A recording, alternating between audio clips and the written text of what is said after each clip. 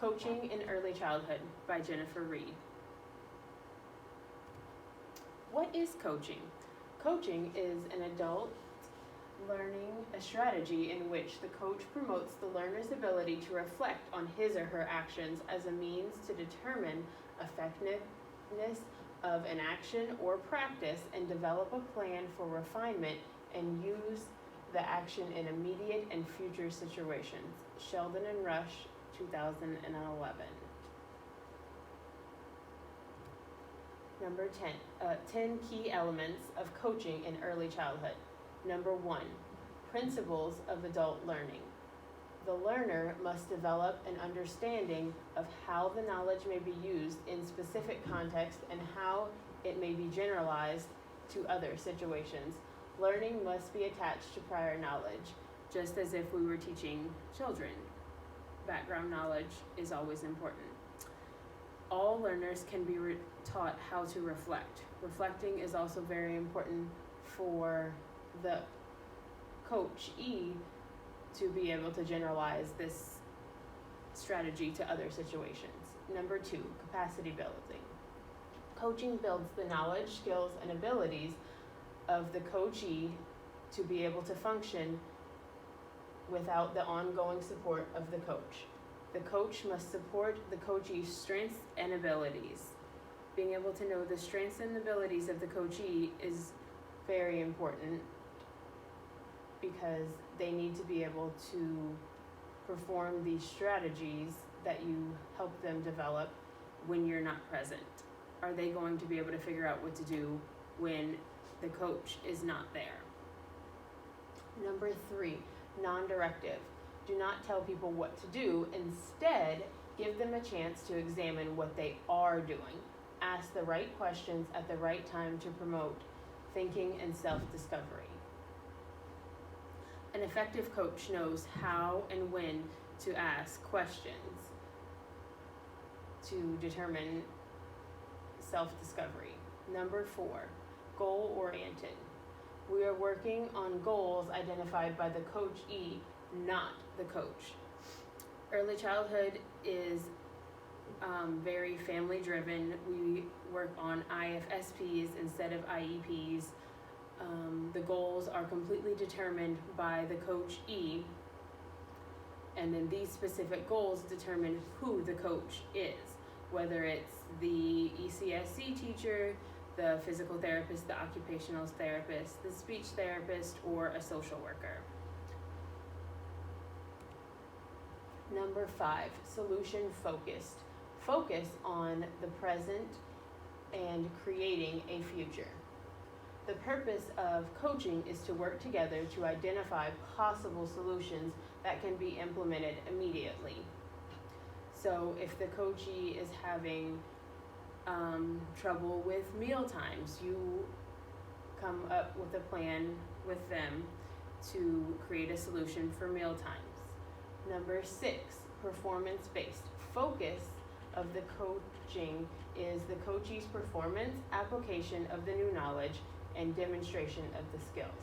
Action-oriented rather than driven by emotions. The coachee must be an active participant and be engaged in order for learning to occur. Just like when you're teaching anyone, they have to be actively engaged in what you're doing, or it's not going to stick. Number 7, reflect, reflect, reflect. We must look back in order to move forward.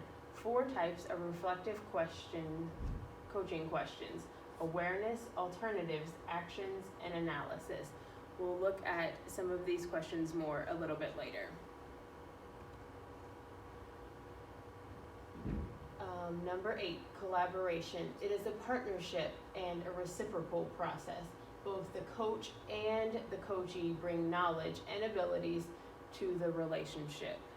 Coaching cannot be based solely on a power over the coachee. Number 9, context-driven. Coaching relates to immediate actions and adaptations with and across context rather than conversations about what if or the future. built on achievement of goals related to functional activities. Functional is really important in early childhood because we want the child and the family to be able to work on functional goals. At this young age, you're not working on academic goals. It's strictly functional goals. And we want the families to be able to generalize this across all contexts, whether they're at home, whether they're out in public, whether they're at family's house, grandma, grandpa, friends, birthday parties. It needs to be across all contexts. Number 10, as hands-on as need to be. Early coach interactions may need to be more hands-on with the coach, identifying possible options/solutions, sharing information, modeling, and providing feedback. As the coachee gains confidence and competence, the coach can take a step back. So right in the beginning, we help them out a lot, and then as time goes on, we're able to take a step back and let the coachee come up with more of the solutions and strategies on their own.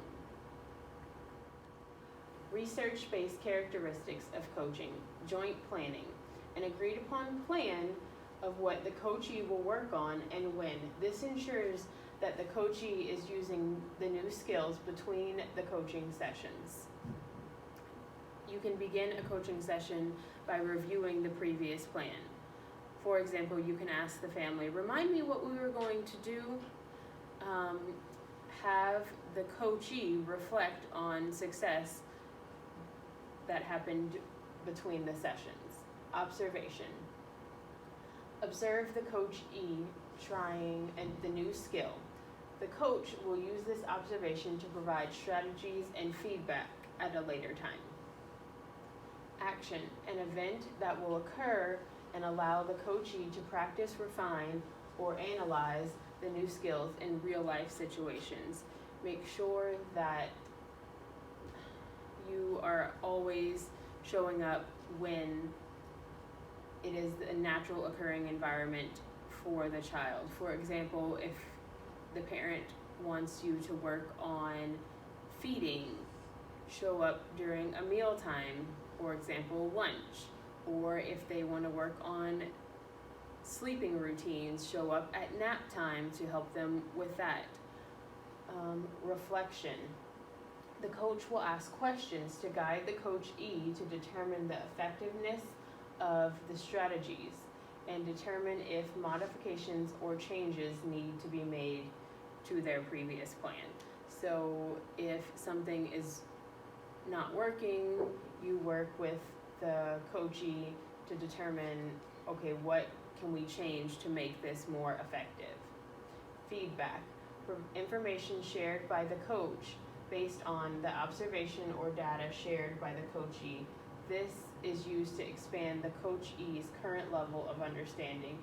So you can give feedback based on the observation that you had just done, or if this routine happens during a time when you can't be there, then maybe have the family record it on their phone so you can see the interaction between the family and the child. The 7-step process to modeling. Number 1, the coach explains to the coachee what he or she is going to do. Before you explain anything, make sure you ask the family, can I show you something? You always want to get their permission before you just jump in and do something. Number 2, the coachee has a defined role while the coach models. Make sure that the coachee has something to do and they're not just off doing something else. They need to be watching. Number 3, the coach models while the coachee observes. Number 4, debriefs.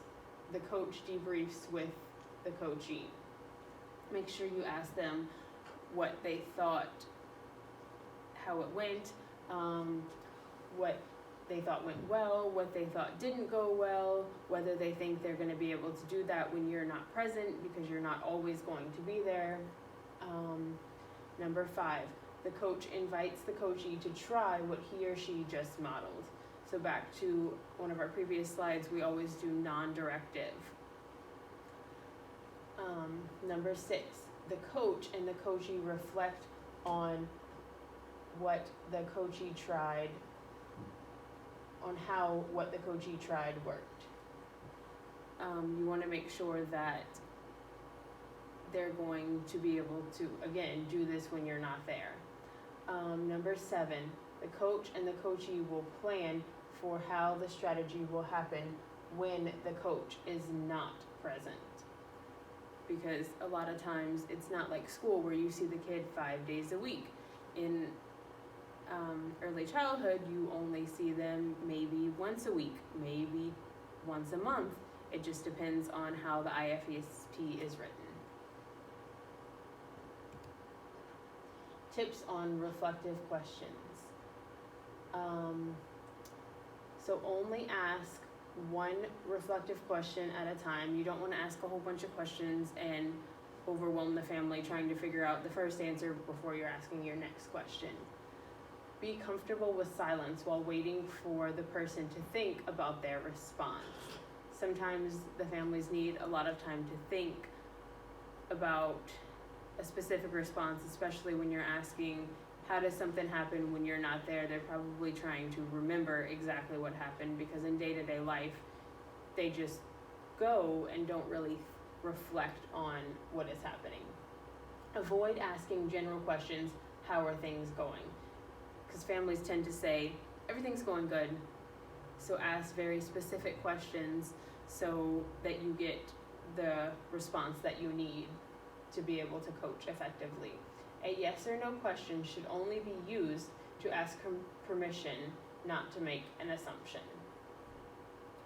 When you ask and the coachee says, I don't know, rephrase the question, provide affirmative feedback, or provide informative feedback. Avoid asking questions with the answer embedded. You don't want to ask a question that's already giving them the answer if you have a predetermined answer in your mind. Avoid asking questions to get the person you are coaching to agree with what you are thinking, coaxing. We never do that. Examples of reflective questions. Awareness. Promote the coachee's understanding of what he or she is already doing. What do you know? What have you tried? Can you tell me more? So we always do this at the beginning of a session, especially if you're about to try a new strategy or work on a new routine throughout the day. Analysis questions. Support the coachee in comparing the current state to the desired future. How did you know to do that? How will you know? What did you do to make that happen? This is usually the kind of question that you use after an observation. Alternative questions provide the coachee with an opportunity to consider a variety of possible options to obtain the desired result. What ideas do you have? What could you try? This is you use when you're trying to help the family in the self-discovery phase. Action questions. Assist in developing the joint plan of what the coachee is going to do as a result of the current conversation. What is your plan? What do you plan to do? You do that around, like, if they're bringing up a new routine that they're going to work on. Types of feedback. Affirmative feedback. To acknowledge what the coachee is sharing with you and just demonstrate that you are listening and understand. Positive evaluation feedback. Let the coachee know when you agree or need to reinforce the coachee's thought or idea. A lot of times families are very nervous and not sure if they're doing the right thing. So this positive evaluation feedback always gives them the self-confidence to keep going and that they're doing the right thing. Informative feedback, sharing knowledge and information with the coachee such as direct teaching and modeling, should be based on current research. So you do that especially in a new situation with a new family, or if you're trying a new routine, they need that informative feedback, directive feedback, telling the coachee what to do only in situations of clear present imminent danger. So back to what we said, we're not telling families what to do. Use direct feedback, like we said, in dangerous situations if they're not putting the car seat in the car correctly or something like that.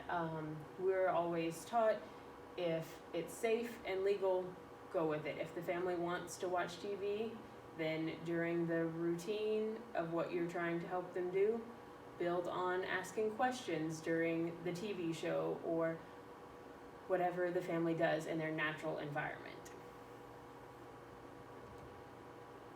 Fab scheduling. So this is how you schedule your visits. Always flexible, activity-based, and bursts of service. Schedule your visits around the family's routine. Consider how long the family needs to practice the new skill. Does the family want to practice the same routine next time, or would they like help with a different routine in the day? So kind of what we talked about earlier, that you schedule based on the routine that the family needs help with. So you're always working in the child's natural environment, and you're not showing up at, 9 o'clock in the morning and it's like, all right, let's practice bedtime routine. That's gonna completely throw the child off and not give you the adequate situation to practice. Activity-based. Let the family decide what specific activity and routine they want to work on first. Plan to arrive during that time of day to help the family in their natural environment. So back to what we talked about, with the flexibility, you can also say the family wants you to come back the following week, so we'll do it if they only want a week to try that new skill, or if it's something that they think they've got and they want to practice for 3 weeks, you can come back in 3 weeks. We definitely completely do it based on the family's wants and needs. Burst of service. If the family is new to services, or if you are working on a new specific skill, use burst of service. You may need to schedule a few visits close together at first and then give the family time to practice. So if the family is new and not very confident, maybe you want to go 2 times a week for the first couple of weeks and then take however long off. Maybe they want 3 weeks to practice, 2 weeks to practice. So a lot of times when we write IFSPs, we'll write them with a specific number of service times per year instead of an IEPU that are written twice a week or once a week. IFSPs a lot of times will say we'll visit the family 60 times a year.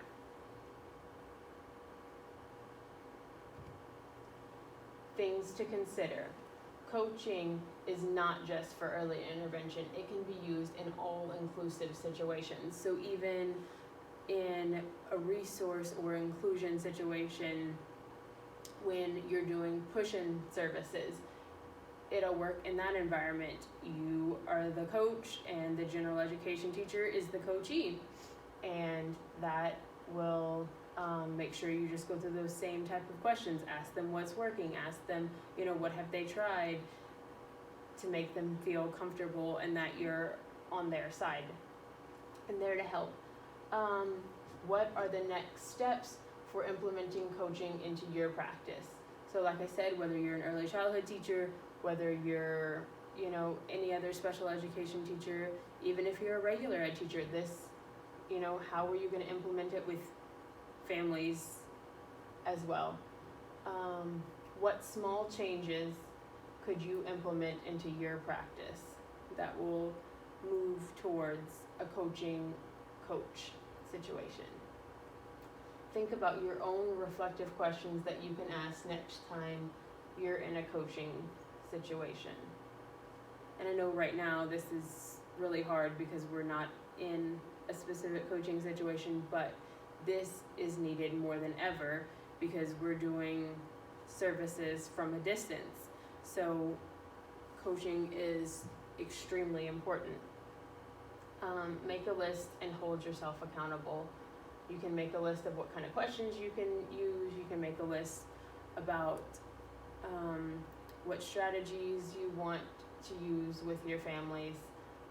Any little tidbits of information, and make sure that if you have your list, it'll help you ensure that you're going to do it.